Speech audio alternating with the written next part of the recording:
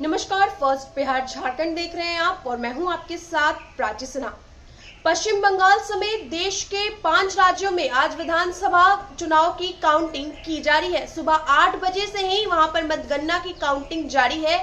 आपको हम बताएं कि असम में कांग्रेस और बीजेपी, तो पश्चिम बंगाल यानी वेस्ट बंगाल में टीएमसी और बीजेपी के बीच में कड़ा मुकाबला हो रहा है। इसी के साथ साथ तमिलनाडु, केरल और पुडुचेरी में लोगों की निगाहें टिकी हुई हैं।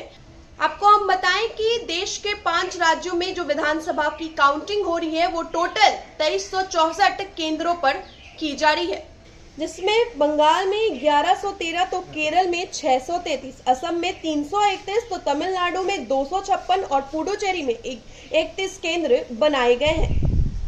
सभी 5 राज्यों में विधानसभा चुनाव के बाद आज नतीजों की बारी है। बंगाल, तमिलनाडु, केरल, असम और पुडुचेरी में मतगणना जारी है।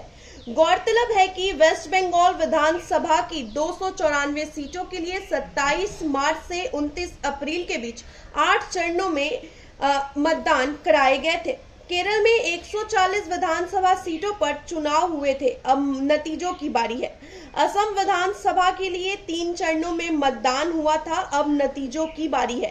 बता दें कि असम में 946 प्रत्याशी मैदान में हैं। केंद्र शासित प्रदेश पुडुचेरी में 30 संसदीय विधानसभा के लिए 6 अप्रैल को ही एक ही चरण में मतदान हुआ था।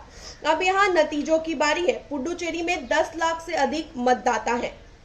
बता दें कि पश्चिम बंगाल में 294, तमिलनाडु में 234, असम की 126, केरल में 140 और पुडुचेरी में 30 सीटों पर मतदान हुआ था।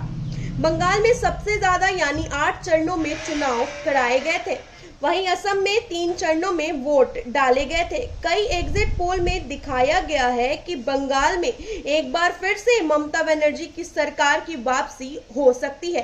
हालांकि भाजपा का दावा है कि वो 200 से ज्यादा सीटों पर जीत दर्ज करेगी। वहीं एग्जिट पोल में असम में भाजपा सरकार की वापसी की बात कही गई है। तो आपको हम बताएं कि अप्रैल महीने में देश के 5 राज्यों में विधानसभा चुनाव कराए गए थे, जिसका नतीजा आज आ जाएगा। आज ये तस्वीर स्पष्ट हो जाएगी कि अगले 5 साल के लिए इन तमाम 5 राज्यों में कौन शासन करने जा रहा है। इसी के साथ साथ हम आपको आगे बताएं कि पिछले कुछ ही दिन पहले की ये बात है जब मद्रास हाई कोर्ट ने निर्वाचन आयोग को कड़ी फटकार लगाई थी और ये कहा था कि इलेक्शन कमीशन ही कोरोना संक्रमण के लिए जिम्मेदार है।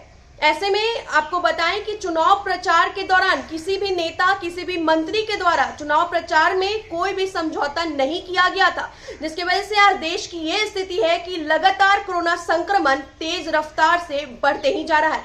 अब ऐसे में देखना होगा कि इन तमाम 5 राज्यों में अगले 5 साल के लिए किसकी सरकार बनने जा रही है।